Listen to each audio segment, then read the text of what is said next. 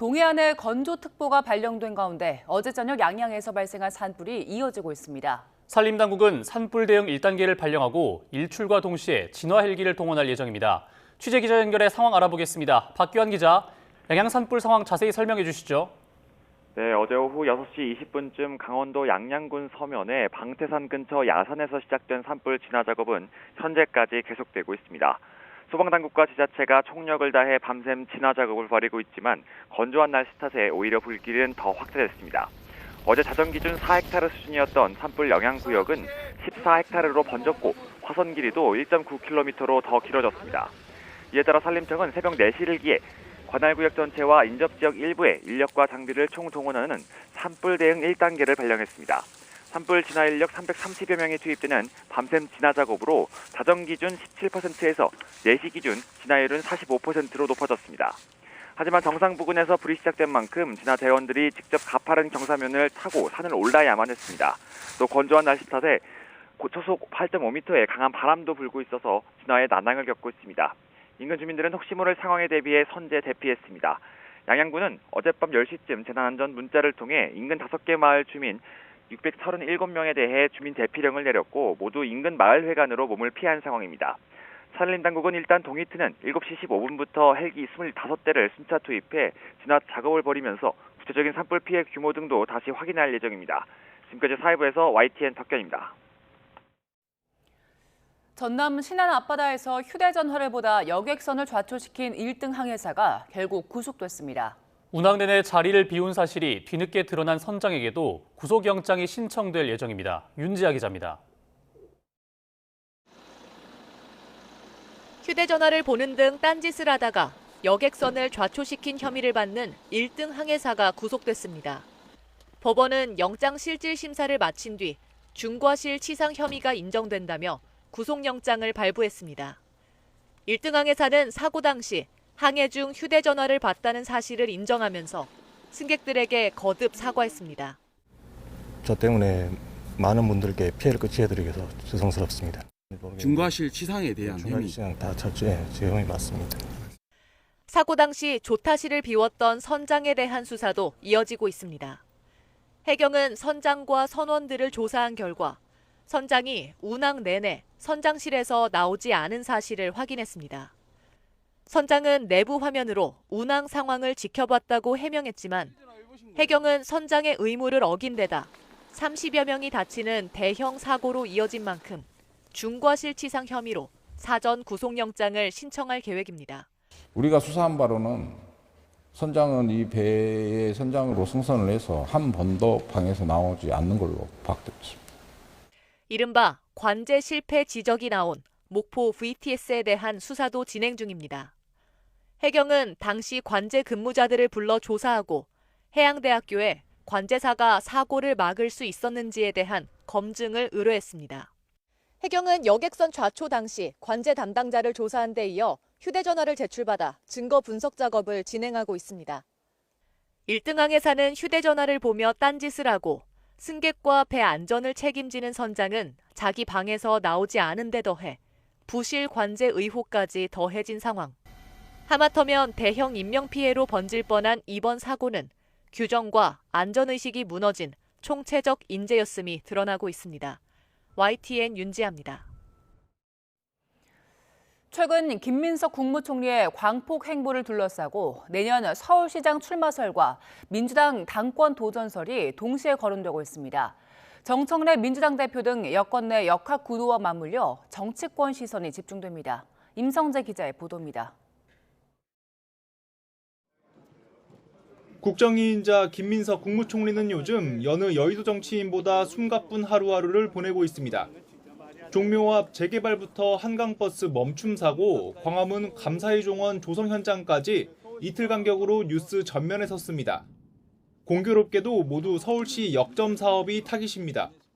종묘에서 보는 그 눈을 가리고 숨을 막히게 하고 세종과 이순신을 모신 공간에 밭도로총 또 석재 조형물을 설치하는 것에 대해서 국민들께서 좀 이해하실지 좀 의문이 되고. 야권에선 내년 6월 서울시장 출마를 염두에 둔 사전 선거운동이라면서 오세훈 스토커냐는 비아냥을 곁들여 고발까지 했습니다. 정치에 입문한 지 어느덧 30년, 차기 주자로 꼽히는 노련한 사선 의원은 사실 총리 발탁 순간부터 출마설이 끊이지 않았습니다. 내년 지방선거에 출마하시냐고 물었습니다. 생각 없습니다. 그건 왜 물어보십니까? 생각 없다고 말씀드립니다. 이처럼 단호하게 선을 긋던 김 총리는 하지만 최근엔 모호한 말로 다소 여지를 남겼습니다. 여차하면 민주당의 험지 서울시장 구원투수로 차출될 수 있다는 전망이 나오는 이유입니다. 최근 닻을 올린 헌법 존중 TF와 정부자산 헐값 매각 전수조사 등 이재명 정권의 굵직한 역전 사업을 진두지휘하고 있고 대통령 신임도 두텁습니다. 우리 총리님 역할이 아주 컸던 것 같아요. 네. 우리 총리님한테 박수 한번 쳐주시죠. 김 총리가 국정 핵심에서 역할을 한 뒤 이른바 명심을 품고 당권 도전에 나설 가능성도 거론됩니다. 덩달아 연임을 노리는 정청래 대표 발걸음도 빨라지는 모습입니다. 당원 주권주의를 슬로건으로 전당대회 1인 1표제 도입을 눈앞에 뒀고 패스트트랙과 항소포기 사태를 고리로 강성 지지층이 열광하는 검찰 사법개혁을 연일 매섭게 외치고 있습니다. 내란 전담 재판부를 구성해야 되지 않느냐 하는 논의가 다시 또 수면 위로 올라오고 당원들의 요구가 많은 것도 잘 알고 있습니다. 여권 권력 구도를 사이에 둔 신경전은 아직은 물밑에서만 조심스레 이루어지고 있습니다.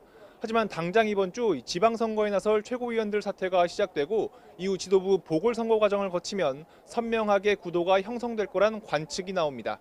YTN 임성재입니다.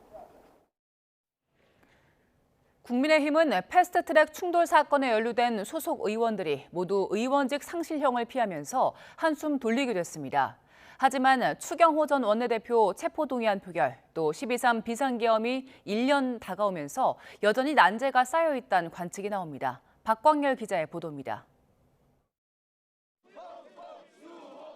국민의힘 현역 의원 6명이 이름을 올린 패스트트랙 충돌 사건 1심 선고.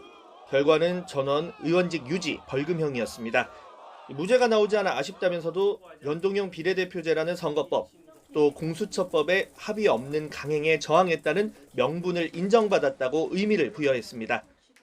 의회가 합의가 중요하다는 점, 이러한 부분이 설치되었기 때문에 민주당의 의회 독재를 막을 수 있는 최소한의 저지선을 우리가 확보할 수 있었다는 점에서 의미가 있다고 봅니다. 나아가 대장동 사건 항소 포기를 했던 검찰의 행보를 주시하겠다며 역공에도 나섰습니다.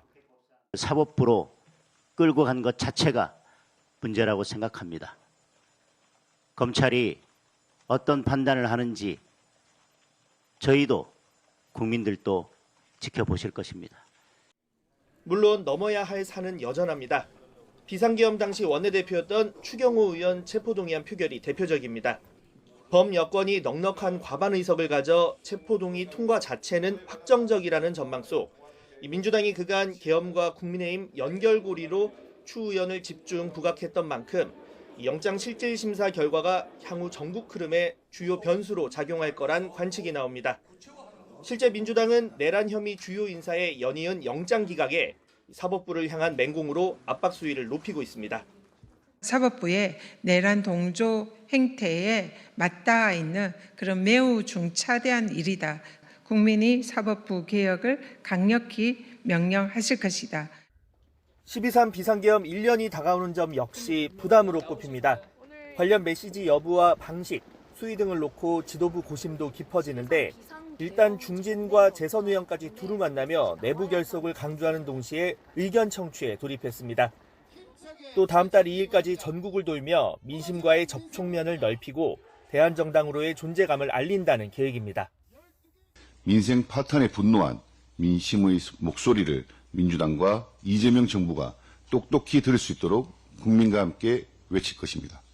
국민의힘 입장에선 부동산 이슈나 대장동 항소 포기처럼 여권의 악재 속에서도 지지율이 온전히 옮겨오지 않는다는 점이 뼈아픈 대목입니다. 비상계엄에 시선이 집중될 수밖에 없는 시기, 과거 여당으로서 진정성 있는 사과와 책임 있는 변화, 쇄신의 약속이 국민 눈길을 다시 받기 위한 최소 전제 조건이라는 지적도 나옵니다. YTN 박광열입니다. 대장동 사건 항소 포기 책임을 지고 물러난 서울중앙지검장의 빈자리를 채우면서 검찰 내 파장은 가라앉는 분위기입니다. 검찰 내부에선 코드 인사를 냉소적으로 보면서도 정작 공개적인 반발 움직임은 없는데 검찰청 폐지가 예고된 상황에서 자포자기 상태가 아니냐는 지적이 나옵니다. 조성우 기자의 보도입니다. 법무부는 대장동 사건 항소 포기에 항의하며 물러난 정진우 전 서울중앙지검장의 빈자리를 빠르게 채웠습니다. 1년의 과정에 관여한 박철우 대검찰청 반부패 부장을 보임했습니다. 법무부 의견을 받아들여 항소를 재검토하라고 지휘한 걸로 지목된 인물입니다. 이재명 정부 들어 세 번째 검사장 인사인데 이전보다 색채가 뚜렷하다는 평가입니다. 항소 포기 경위를 설명해달라는 집단 성명을 낸 검사장 18명의 평검사 모임, 좌천 인사 등이 거론되는 상황에서 대척점에 있는 인사를 핵심 요직에 중용했습니다. 정부 방침을 거스르면 불이익을, 따르면 보상을 주겠다는 메시지란 해석입니다. 내부적으로는 이른바 코드 인사를 냉소적으로 보고 있지만 공개적인 반발은 나오지 않는 분위기입니다. 한 부장급 검사는 YTN에 검사들이 많이 위축된 상태라고 전했습니다. 자칫 징계 대상이 될 수 있다는 생각에 입을 다문다는 취지입니다. 다른 검찰 간부도 의견을 내봐야 검사들의 버르장머리 없는 항명으로밖에 여기지 않는다고 무력감을 토로했습니다. 이따른 사임과 인력 유출로 제 역할도 못하고 있습니다. 이미 3대 특검에 100명 넘는 검사가 파견된 데 이어 상설특검에도 인력을 내줘야 합니다. 남은 검사들의 업무가 몰리면서 지난 6월 7만 건이던 미제 사건은 지난달 말 기준으로 10만 건을 넘어섰습니다. 노만석 전 대검차장은 퇴임하면서 지금 검찰 상황을 이렇게 대변했습니다. 형사사법 체계의 중대한 변화로 인해 국민이 겪을 불편에 대한 충분한 논의나 대비 없이 단순히 검찰청을 폐지하는 것에만 몰두하는 답답한 상황이 지속되고 있습니다. 검찰청 간판이 공소청으로 바뀌면 필요 악으로 여겨지던 검찰의 수사 권한은 대폭 줄어들 전망입니다. 검찰을 어떻게 대체할지 논의는 뒷전으로 밀린 가운데 검찰 중심의 형사사법 체계가 스스로 무너지고 있다는 지적이 나옵니다. YTN 조성호입니다. 압수수색 도중 도주했다 붙잡힌 도이치모터스 주가 조작 공범이 결국 구속됐습니다. 서울중앙지방법원은 자본시장법 위반 혐의를 받는 주가 조작 사건 피의자 이모 씨에 대해 증거를 인멸하고 도망할 염려가 있다며 구속영장을 발부했습니다. 이 씨는 주가 조작 시기 김건희 씨의 계좌를 관리하는 또 다른 주포로 지목된 인물입니다. 이 씨는 지난 10월 17일 특검이 서울 용산구에 있는 자택에 압수수색을 나오자 현장에서 그대로 도주했습니다. 특검은 이 씨를 충주시에 있는 휴게소에서 체포한 뒤 특검 사무실로 압송해 조사했습니다.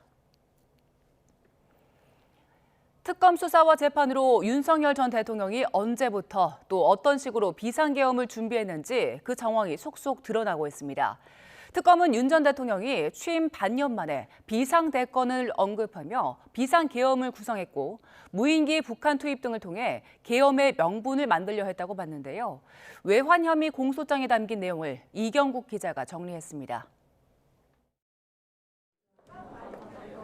취임 반년 뒤인 지난 2022년 11월 윤석열 전 대통령은 국민의힘 지도부와 관저 만찬을 진행합니다. 지도부가 구성된 이후 처음으로 대통령님과 만찬 자리를 갖게 됐는데요. 특검은 당시 윤 전 대통령이 자신에게 비상대권이 있고 싹 쓸어버리겠다고 말했다는 내용을 공소장에 적었습니다. 여소야대 정국으로 어려움을 겪던 윤 전 대통령이 계엄을 암시했다는 건데 이듬해 최상병 수사 외압 의혹 등 악재가 겹치며 구상이 본격화됐다는 게 특검 판단입니다.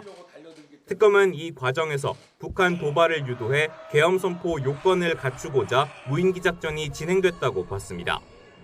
이를 위해 지난해 4월 김용대 전 드론작전 사령관이 이례적으로 발탁됐고 김 전 사령관은 경호처장이던 김용현 전 국방부 장관을 찾아 관련 보고까지 한 것으로 조사됐는데 특검은 윤 전 대통령 승인이 있었다는 점도 거듭 강조했습니다. 지시에 따라 지난해 10월 3일 처음 실행된 무인기 작전은 다음 달 19일까지 10차례에 걸쳐 이어졌습니다. 하지만 계엄이 가까워지며 윤 전 대통령과 김 전 장관이 더 과감한 작전을 원했다는 게 특검 결론입니다. 실제 계엄 선포 2주 전인 지난해 11월 18일 새벽 북한이 오물풍선을 띄우자 김 전 장관은 합참 전투통제실을 찾았습니다. 김 전 장관은 이승호 전 작전본부장에게 원점 타격 건의를 지시했지만 합참의 강한 반발로 최종 무산됐습니다. 이후 김 전 장관은 오물풍선 격추를 지시했고 전방에 대공무기까지 배치됐던 사실도 드러났습니다. 특검은 이를 토대로 윤 전 대통령 등이 북한을 자극해 분쟁을 일으키려 했다고 공소장에 적시했습니다. 또 비밀리에 작전을 진행한 탓에 전방부대가 혹시 모를 전쟁 가능성에 대비할 수도 없었다고 덧붙였습니다. 결국 군사상 이익을 해쳤다는 일반 이적 혐의로 기소된 윤 전 대통령. 재판은 다음 달 1일 열릴 공판 준비기일을 시작으로 본격화할 전망입니다. YTN 이경국입니다.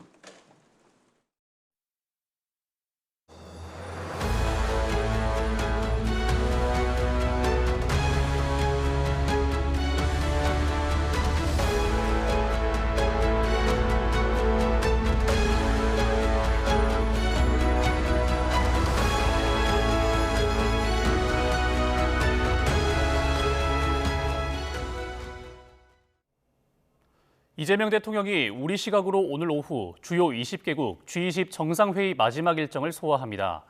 이 대통령은 남아프리카 공화국 요하네스버그에서 열릴 G20 정상회의 제3세션에 참석합니다. 이 자리에서 이 대통령은 모두를 위한 공정한 미래를 주제로 핵심 광물과 양질의 일자리, 인공지능 문제 등을 논의할 것으로 보입니다. 이 대통령은 G20 정상회의 일정을 마친 뒤엔 현지 동포들을 만나 격려하고 국빈 자격으로 방문하는 튀르키예로 떠날 예정입니다. 이재명 대통령은 이번 G20 정상회의를 계기로 프랑스, 독일 정상과 양자회담도 가졌습니다. 마크롱 프랑스 대통령에게는 내년에 국빈으로 초청하겠다고 했고 메르츠 독일 총리를 만나 분단 극복의 비결을 묻기도 했습니다. 홍민기 기자입니다. G20 정상회의 참석 첫날 이재명 대통령이 에마뉘엘 마크롱 프랑스 대통령과 마주 앉았습니다. 지난 6월 캐나다 G7 정상회의에서 두 정상이 대화한 적이 있지만 공식 정상회담은 이번이 처음입니다. 그때 우리 대통령께서 제 옆자리에 앉아가지고 그 영상이 대한민국에서 매우 유명합니다. 이 대통령은 내년 양국 수교 140주년을 맞아 마크롱 대통령에게 국빈 방문을 요청했습니다. 또 양국 관계를 전략적 동반자 관계로 끌어올리고 문화, 경제 등 여러 분야에서 협력을 확고히 하자고 제안했습니다. 마크롱 대통령도 이 대통령의 요청에 내년 방안을 검토해보겠다고 화답했습니다. 특히 한국이 우크라이나 등 프랑스와 관련한 사안에 대해 일관된 입장을 유지하는 데 대해 감사의 뜻을 표하기도 했습니다. I want to thank you for your clear commitment as well on the international side and when we speak about Ukraine, when we speak about critical issue for us. 이 대통령은 독일의 프리드리 메르스 총리와도 만나서는 통일 노하우를 전해달라고 말을 건넸습니다. 어떻게 그 분단을 극복하고 통일 독일을 이뤄냈는지 우리 대한민국은 거기서 경험으로 배워서 대한민국도 그 길을 가야 합니다. 메르스 총리는 북한에 대해 궁금한 것이 많다면서 이와 함께 한국의 대중국 인식을 묻기도 했습니다. I would like to see your view on China. We are trying to figure out our strategy on China. 독일은 우리의 유럽 최대 교역국이기도 한데 메르스 총리는 한국과 이미 강력한 파트너십을 쌓아왔지만 협력이 증대되기를 바란다면서 경제 협력에 대한 기대감을 드러내기도 했습니다. YTN 홍민기입니다. G20 정상회의 첫날 남아프리카 공화국 정상선언이 전격적으로 채택됐습니다.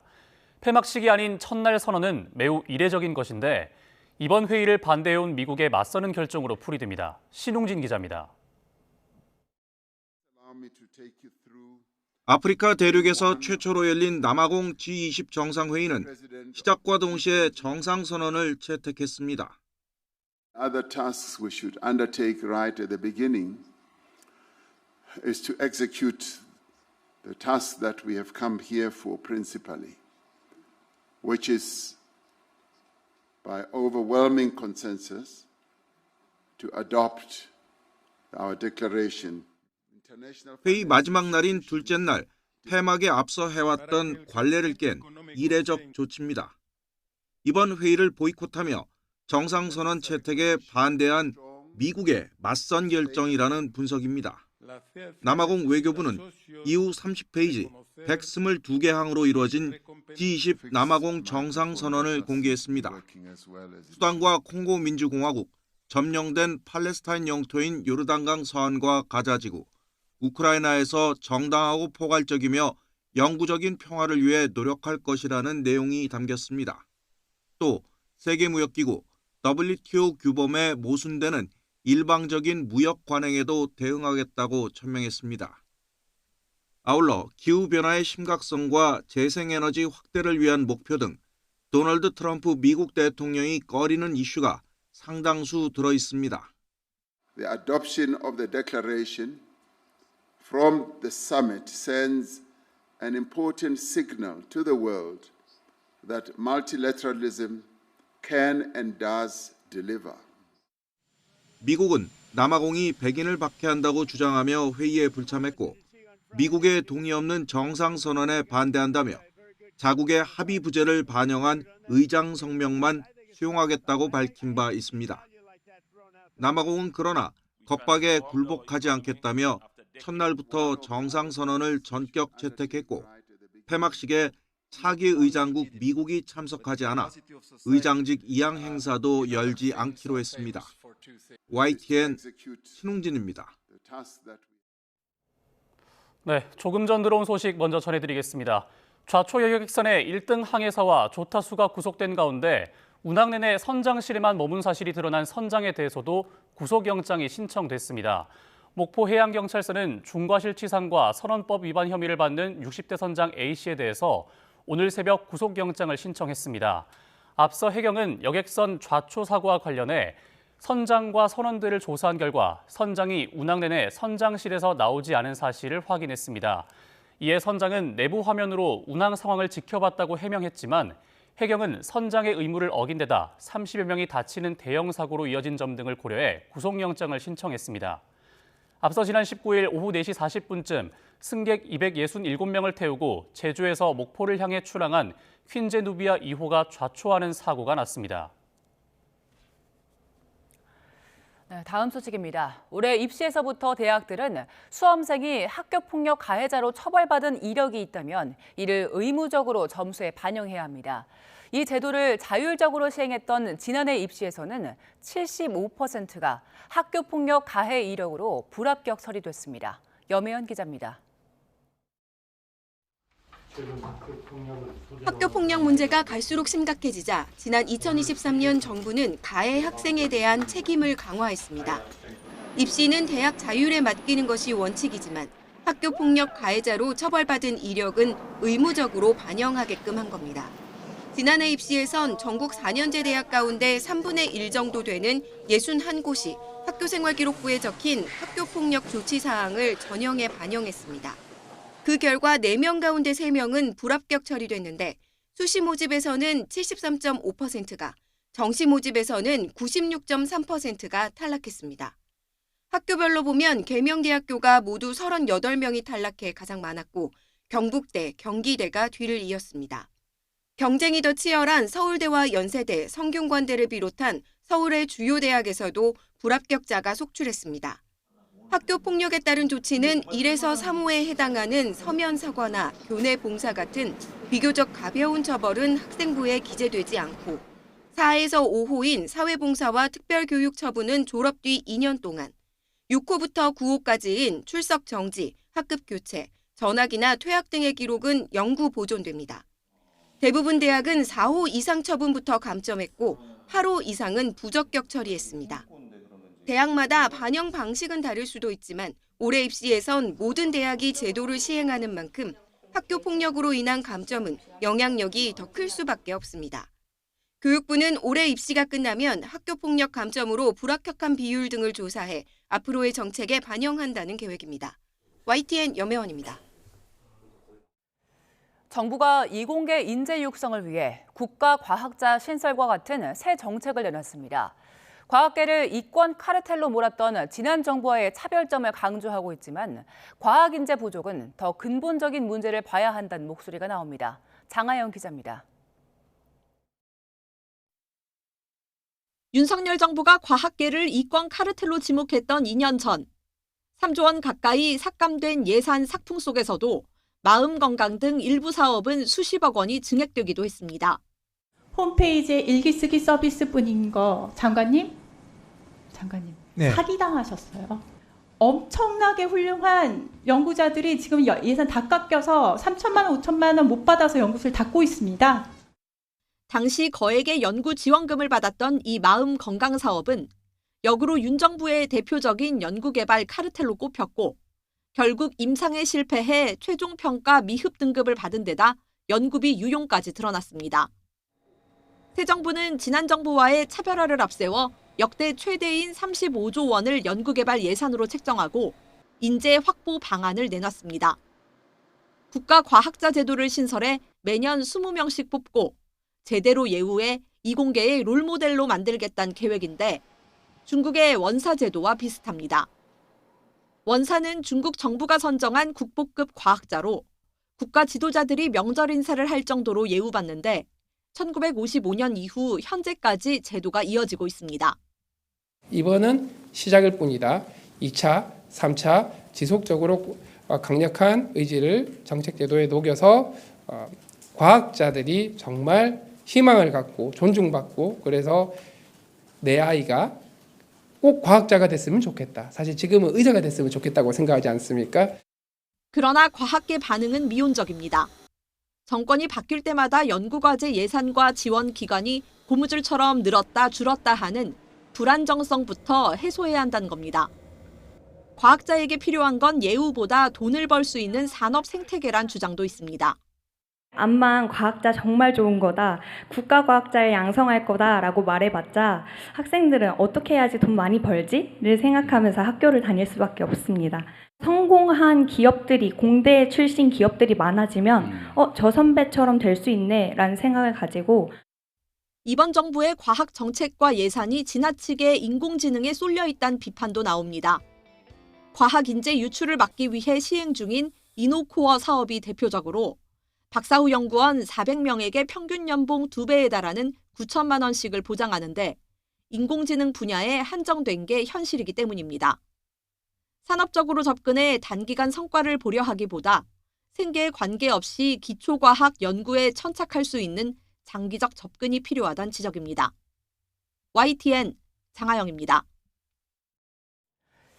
미국에서 인공지능 챗GPT가 사용자들에게 극단적인 선택을 유도했다며 피해를 호소하는 소송이 잇따라 제기됐습니다.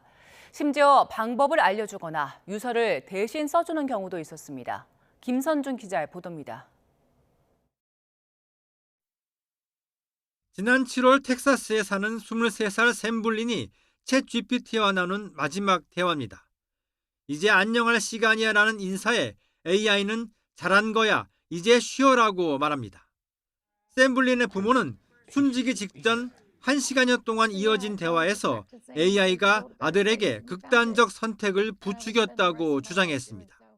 You think he's a victim of ChatGPT and this chatbot? Yes. Absolutely. It 100% facilitated Zane's death, my son's suicide. 샘 블린뿐만이 아닙니다. 앞서 캘리포니아 살던 16살 애덤 레인의 부모도 아들이 챗GPT의 도움을 받아 숨졌다며 소송을 제기했습니다. 단순한 공감과 지지 수준을 넘어 구체적인 방법까지 제시하고 부모에게 미리 말한 것도 막았다고 밝혔습니다.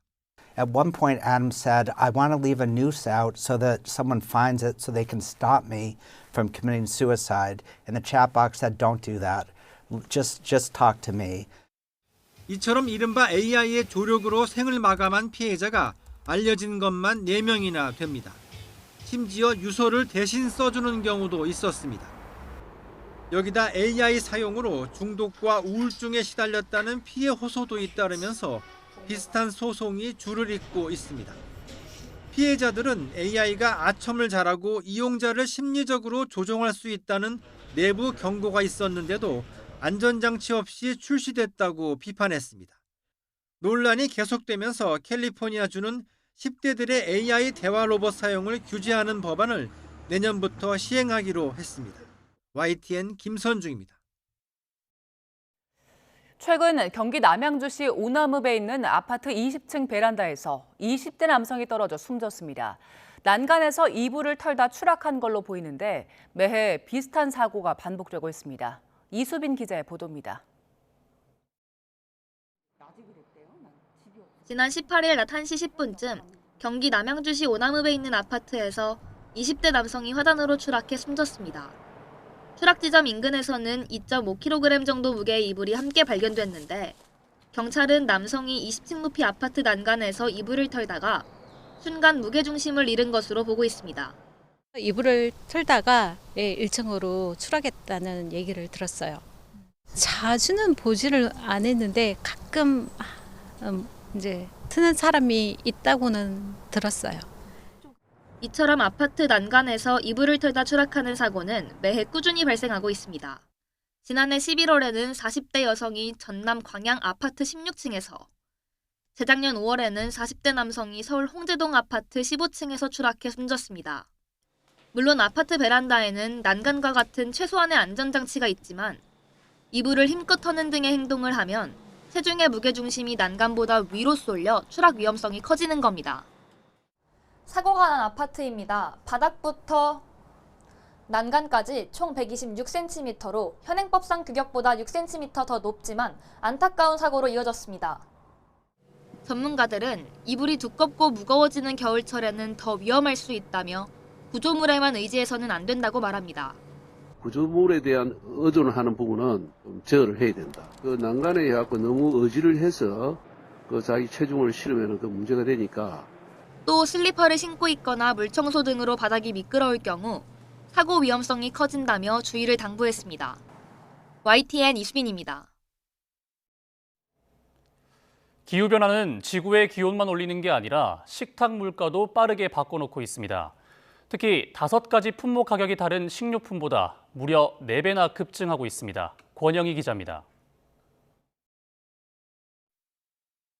뜨거워진 지구는 폭염과 가뭄을 몰고 왔고 수확량 감소와 생산비 증가는 전 세계 농부들에게 익숙한 풍경이 되고 있습니다. 영국 에너지 기후 연구 유닛은 지난해 식료품 가격이 2.8% 올랐다고 발표했습니다. 이 가운데 5가지는 무려 15.6%나 값이 뛰었습니다. 이 5가지의 가격 상승 속도는 4배나 빠릅니다. 이 품목들이 장바구니에서 차지하는 비율은 11%에 불과하지만 전체 식품 가격 인플레이션의 40%를 차지했습니다. We've seen 5 foods in particular rise pretty drastically compared to others in the basket. And those 5 are beef, butter, milk, coffee and chocolate. 커피는 대부분 기후변화에 취약한 곳에서 생산됩니다. 브라질과 베트남의 가뭄은 엘니뇨 현상으로 악화됐고 커피 생산량은 크게 줄었습니다. 코코아 70%를 공급하는 서아프리카는 폭우와 가뭄, 폭염이 반복돼 코코아 나무가 병들었고 가격은 3년 만에 3배 뛰었습니다. 폭염은 목초지와 물을 고갈시켜 사료비가 오르면서 소고기와 우유값도 덩달아 오릅니다. 우유로 생산하는 버터 가격은 최근 1년 새 2자릿수 상승세를 나타냈습니다. Food is very exposed to climate-related risks in a way that energy sector isn't, in the way that the mining sector isn't, in the way that many other sectors are not. 이런 일이 지속되면 식료품 가격 상승은 일시적 현상이 아니라 구조적 변화가 될 수 있습니다. 이제 기후변화는 먼 미래 이야기가 아니라 장바구니 속 현실입니다. YTN 권영입니다. 네, 조금 전 들어온 소식 먼저 전해드리겠습니다. 오늘 오전에 발생한 강원도 양양의 산불의 진화율이 55%라는 소식이 들어왔습니다. 헬기 투입이 시작돼서 산불이 진화 작업에 이루어졌었고요. 산불 영향구역은 20헥타르, 산불 대응 1단계가 유지된 상태입니다. 화선 2.25km 가운데 1.24km 진화가 완료되면서 강원도 양양 산불의 진화율은 55%라는 소식이 들어왔습니다. 이와 관련된 소식 정리해서 다시 한번 보내드리도록 하겠습니다. 다음 소식 이어갑니다. 최근 독감 확산세가 심상치 않습니다. 독감 환자가 지난해 같은 기간보다 무려 12배나 급증한 가운데 특히 울산 지역은 전국 평균의 2배가 넘는 가파른 증가세를 보여 각별한 주의가 요구됩니다. JCN 울산중앙방송 라경훈 기자가 보도합니다. 울산의 한 종합병원. 진료 대기실이 환자들로 북적입니다. 대부분 기침과 고열을 호소하는 독감 의심 환자들입니다. 갑자기 어지럽고 토할 것 같고 그렇다 하더라고요. 한 집 걸러 한 집 독감이 걸려서 병원에 입원했다는 얘기를 종종 하더라고요. 대기도 많을 뿐더러 병실에 입원하려고 해도 자리가 없어요. 이렇듯 최근 독감 환자가 급증하고 있습니다. 지난주 독감 의심 환자는 1000명당 50.7명. 매주 환자 수가 배로 늘어나는 추세입니다. 지난해 같은 기간과 비교하면 12배 이상 많습니다. 울산의 상황은 더 심각합니다. 일주일 사이 독감 환자는 2배 이상 증가했습니다. 전국 평균보다도 2배 이상 높은 수준으로 가파른 증가세를 보이고 있습니다.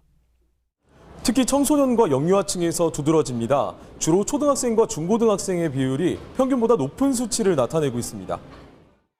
보건당국은 학교와 어린이집 같은 밀집된 환경이 감염 확산에 영향을 준 걸로 분석했습니다. 독감에 걸리게 되면 기침과 근육통, 38도 이상 고열이 발생합니다. 예방을 위해선 무엇보다 예방접종이 중요합니다. 폐렴 등의 합병증과 고열로 인한 경련 등의 여러 가지 합병증이 발생할 수 있기 때문에 반드시 치료를 하셔야 합니다. 지금이라도 접종을 하지 않으셨다고 하면 빠른 시간 내에 접종을 하시는 것이 가장 중요하며 보건당국은 최근 독감 환자가 빠르게 늘고 있는 만큼 예방접종과 함께 개인 위생관리에 각별한 주의를 당부했습니다. JCN 뉴스 라경훈입니다. 스포츠 소식입니다. 디펜딩 챔피언 울산이 광주에 덜미를 잡히며 K리그1 잔류를 확정하지 못했습니다. 9위 울산은 광주 원정 경기에서 2대0으로 패하며 10위 수원FC에 승점 2점 차로 쫓기게 됐습니다. FC 서울은 김천 상무에게 패하며 시즌 최종전에서 강원과 5위 싸움을 하게 됐습니다. 링가드는 전반 추가 시간에 동점골을 터뜨리며 프로 데뷔 이후 처음으로 한 시즌 두 자릿수 득점 기록을 세웠지만 팀은 패했습니다. FC 서울은 선수 한 명이 퇴장당한 뒤 김천에 잇따라 2골을 내주며 3대1로 졌습니다. 수원FC는 이재원의 중거리슛 선제골로 안양을 1대0으로 이기고 리그 잔류에 대한 희망을 살렸습니다. 강원과 대전, 포항과 전북은 비겼습니다. 프로축구 K리그1 37라운드 제주와 대구의 경기가 오늘 열립니다. 승점 3점 차이로 강등 싸움을 벌이고 있는 11위 제주와 12위 대구의 맞대결 결과에 따라 2부 리그 강등팀이 확정될 수 있습니다. 대구가 제주를 이기면 승점이 같아지지만 다득점에서 앞선 대구가 11위로 올라서면서 시즌 최종전에서 강등팀을 가리게 되고 제주가 이기면 대구의 2부 리그 강등이 바로 확정됩니다. 대구는 최근 5경기에서 2승 3무의 상승세를 보였고 제주는 1승 1무 3패로 부진했습니다.